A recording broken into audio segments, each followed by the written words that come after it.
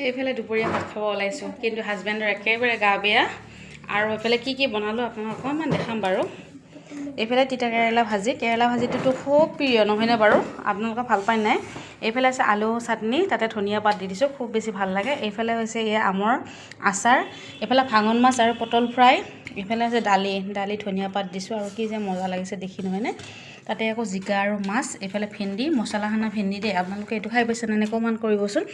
এইটো ভেন্দি তাৰমানে একদম মাছ খোৱা যেন লাগে, আৰু এতিয়া অকণমান বেছিকৈ দিব লাগে, আৰু গোটেইখিনি মাই মছলা সানি পেলাই ধুনীয়া ঢাকনি মাৰি কম চিমাৰত দি থ'ব লাগে, আৰু বৰ ধুনীয়া লাগে।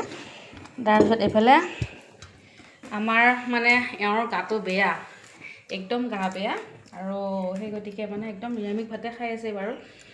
জ্বৰ ভাৱ হৈ আছে, টোপনি ক্ষতি হৈছে, আৰু সেই গতিকে কণী এটা উহাই পেলাই চাহ এটা দিলোঁ।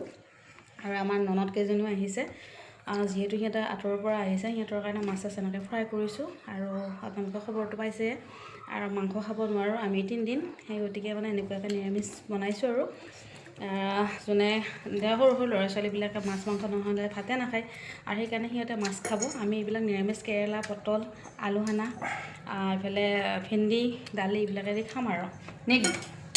হয়। গাটো ভাল পাইছেনে নাই? নাই, চৰ্দি, খুব চৰ্দি। ভাতকেইটা খাই লোৱা, তাৰপিছত নামকল খুৱাই দিম, তাৰপিছত ঠিক হৈ আমি দুটা অহাকালি টাউনত যাম নেকি?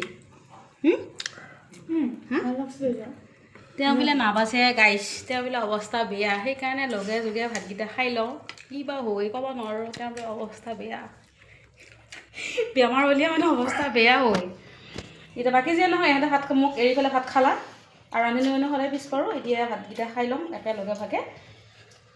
আজিলৈ মানে বাই বাই। এইফালে ডাঙৰজনী পূৰা ভাত মাৰি আছে, এয়া ভাত বুলি ক'লে পাগলা আৰু।